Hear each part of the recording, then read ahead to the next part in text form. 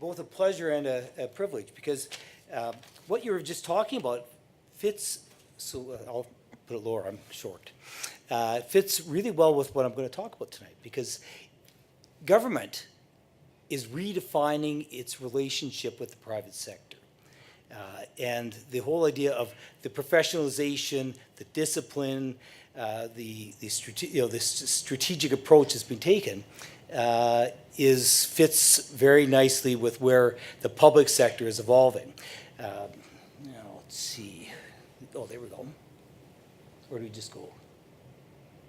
Okay, so Priority Saskatchewan, because I work with Priority Saskatchewan, and it was created back a 3 years ago when people realized that the boom is coming to an end. Businesses were looking to government to offset some of the volumes of work, provide other opportunities. And what they found was it wasn't easy to deal with the public sector. It was fragmented, it was inconsistent, there were genuine challenges in accessing these markets. So it was, Priority Saskatchewan was set up to work with industry, with government organizations, with the larger public sector to begin to come up with some solutions. And so what we did is we researched across Canada, the US, Europe, and Australia, and found a lot of themes and opportunities. What we found, now, of course, each organization is different, so this is sort of a generalization. But what we found was, first of all, a lot of inconsistent and complicated practices in the public sector. I don't know how people could actually deal with this. For example, we've come up, and I'll talk about in a moment, new competition templates. We stopped counting at 108 as we collected them from the public sector. There's way more. But at that point, we just said, this is crazy. So what we've done is we've actually consolidated to 5 with 2 specialty templates. So now there's 5 templates so people can understand them. The low bid approach to doing business. What ends up happening is we use these prescriptive kinds of processes that don't allow the opportunity for creativity or innovation or solutions, quite frankly. Instead, what we do is we solution and we come up with the answers and we say, you must give us this, as opposed to coming out and saying, this is the problem we have. That's really been a problem in the public sector because think of it this way, the public sector, historically in terms of procurement, is kind of a Second World War model of doing business. It's a hierarchical, rules-based, and it's been defensive in posture. And that's what we're all trying to change. So we've been working very closely with ministries, agency boards and commissions, crown corporations, all the associations. For example, I saw Mark Cooper here. We work very closely with the Construction Association and various other. Harlan Kennedy and Kirk Benedega from Essential Services have, in fact, worked very closely with us. And so we're very grateful to all those. And any that I didn't, well, Ms. Duke. There's all kinds of people here who have been nothing but helpful in terms of the pursuit of this new model. This new model, we need to have genuine conversations. So, for example, what we found was people couldn't get debriefings. They couldn't get useful feedback. And quite frankly, industry input wasn't fully appreciated. These are the kind of things we're wanting to change. So, what has government said? Cabinet has said, these are what we want. We want to have best value. We want to get our money's worth. Think of it this way. You go buy tires for your car. You don't go to the junkyard and say, give me your cheapest tires. I want 4 tires that will maybe hold air. You'll go to a tire shop and say, I want decent tires. Now, you don't want necessarily the most expensive, but you want good tires. That's kind of what best value is about. We want to treat our businesses fairly and provide access, consistency, engagement of both the public and private sector. And that's something we're very proud of, is there has been tremendous engagement. And that part of that engagement is providing quality counsel amongst all the parties, and certainly to the public sector of how can we change things? How can we approach things differently? How can we view the world differently? And quite frankly, we couldn't have done it without, or we couldn't have got to the stage we're at without the help of individual firms, all the associations, public bodies like the SUMA and SARM and so forth. And of course, we have trade agreements. And many of you would be aware, we now have the new Canadian Free Trade Agreement as well, which provides, by the way, context, but it's not unduly restrictive. Not if you understand these things and follow a fair and effective process. So we've actually got a whole bunch of things done. We're actually getting to the end of this sort of technical infrastructure phase. We have a policy for best value. We've changed the legislation in highways and essential services to allow, other than low bid, to be considered construction contracts. Previously, believe it or not, by law, Harlan had to take low bid on a construction job. Well, that's not what Harlan wants to do. Harlan wants to do something quite different than that. We also have got in place various policies such as debriefings and code of conduct and all that. And then we have manuals. And so I actually got one here. This is available online on SAS Tenders and various sites. I do commend people download it, take a look. This is the guide that's been produced for public and private, so businesses, so that they can see this is what the expectations of government is, how we're going to do business, how we conduct competitions, how we approach it. We've already given out, I guess about 1,100 hard copies and thousands of electronic ones. Also, then we have templates, as I say, and those are being consumed at quite a rate, actually, online. The next stage, or part of this, is the knowledge gap and training. We have a very active training program that we're working with both the business community and the public sector.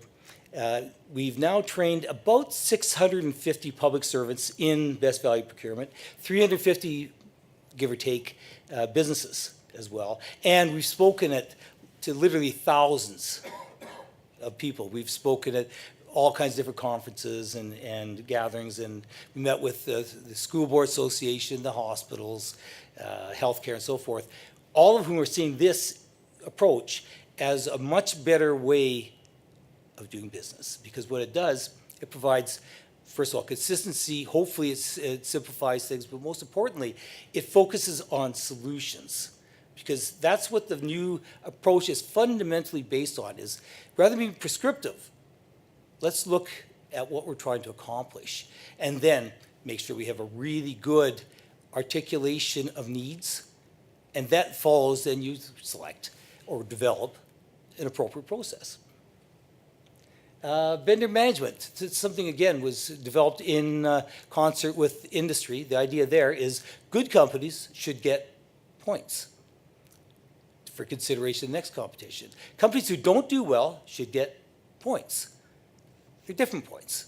Now, the idea there is to help companies who aren't performing well move into the positive side of the ledger. This is not intended to be punitive so much as helping people perform their function better.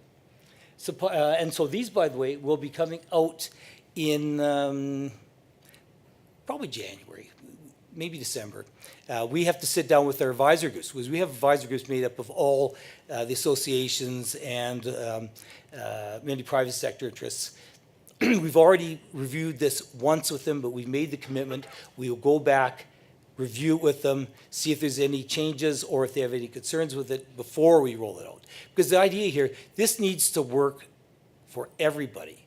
Because if it doesn't work for everybody, it doesn't work for anybody. And that matters. Because frankly, this is about changing the mentality from adversarial, two sides of the fence, to partnership.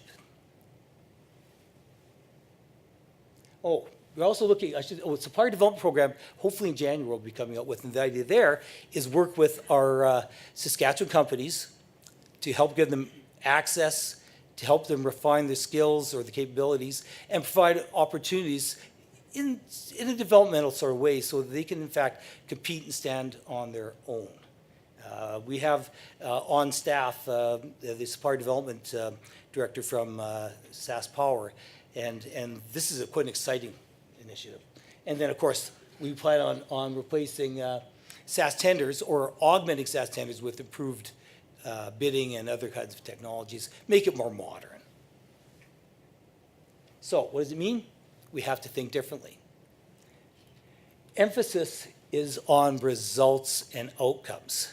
That doesn't mean there won't be tenders that are a little bit, because frankly, if you need a pen, that may make sense to be prescriptive and go through a little bit. But in the vast majority of things, particularly things involving professional skill, outcomes, new thinking, we need to work together and have processes that, in fact, encourage new ideas and reward innovation where it improves the outcomes. As I already said, industry and public sector as partners. 5 years ago or 10 years ago, if I'd seen that, I would have gone, yeah, right. But in actual fact, we've developed quite a marvelous relationship with our associations and with the business community that we look for the advice and we get it. And when there's issues and problems, they're raised in a very respectful manner with us and very helpful. So we look forward to it because it gives us a chance to head off problems before they become really big problems. And then what it also means is we do need to develop new skills and attitudes across the public sector and then in the business community in terms of how we relate to one another. But the idea is we need to work together and we need to grow that, expand it, and refine it.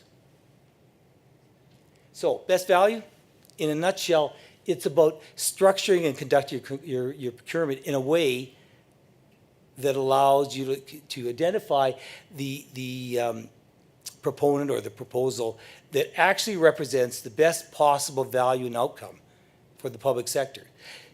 Let's put this. We can't afford free.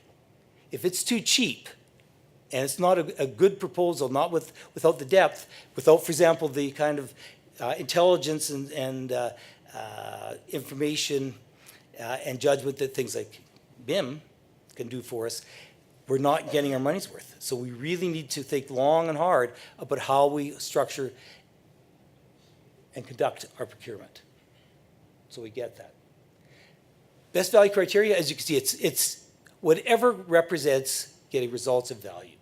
Certainly the quality of the solution. Does it work? Is it good quality? Does it have the right sort of resources? Company experience, the experience of the team.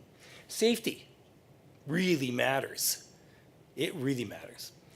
Knowledge of local conditions and regulatory environment, because we want our suppliers, whether they're from Saskatchewan or anywhere else, to understand our circumstance, our needs, our geographic, geological, environmental, all those other variables that will lead to success in a project, as opposed to people having such trouble. Because we actually had a competition not long ago for it was just for a particular service where people were bidding. They said, "Oh, what do you mean that's 8 hours north of North Battleford?" They didn't even know the province. So they said, "Well, on the map it's not that far away."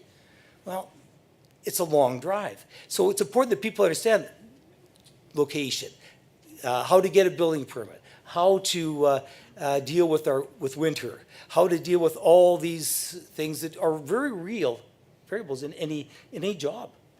And then innovation and creativity. Are people coming up with better solutions to give us better outcomes? Where that's happening, we should encourage that and evaluate that as an advantage for both us and for the supplier. And last but not least, cost. We're trying to get away from lowest initial price to best value. So getting people to look at all the costs associated with the project, whether that's support costs, parts, maintenance, or the cost of transition, or whatever it might be. There's all manner of costs that are associated with any work. And that's what we're trying to do, is encourage people to look at the full range of things, not just the initial purchase price. Because let's face it, the initial purchase price isn't the real cost. Oh, yes. So, as I said, we're doing training. We now, as I said, train about 650 civil servants on what we're calling Module 1, which is awareness.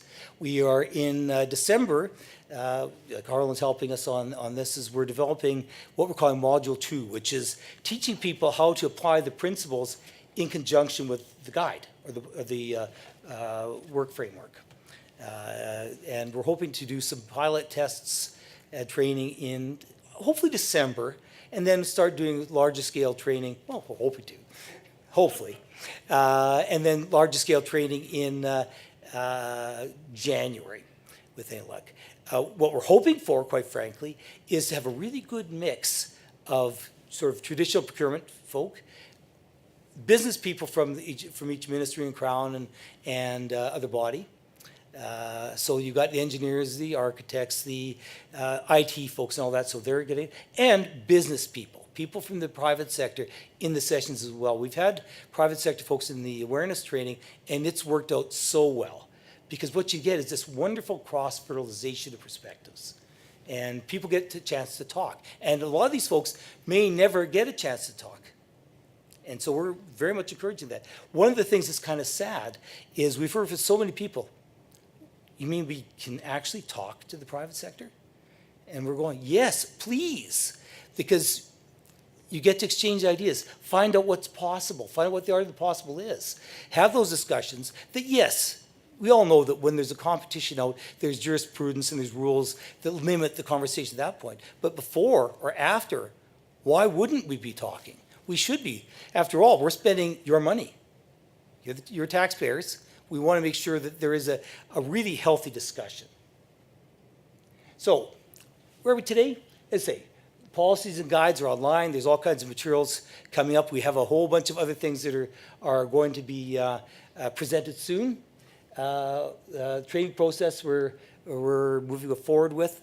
Interesting enough, we are consulting with First Nations development corporations to ask the questions like, okay, what are the barriers to participation? How can we engage First Nations and other underrepresented groups in the public sector, whether it's in Crown corporations or government proper or municipalities and other places?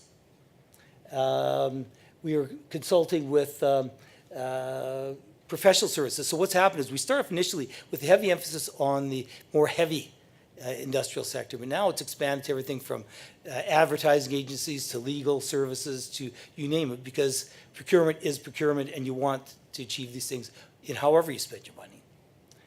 And quite frankly, and happily, expectations are growing. So the success has led to people being attentive, expecting us to listen, and quite frankly, what we're finding is businesses, public servants, and various others are actively contacting us to either discuss issues or raise things before they become a problem so they can be headed off to the past. So anyway, that is a short form of what I wanted to say tonight. I appreciate your time and your attention, so thank you very much.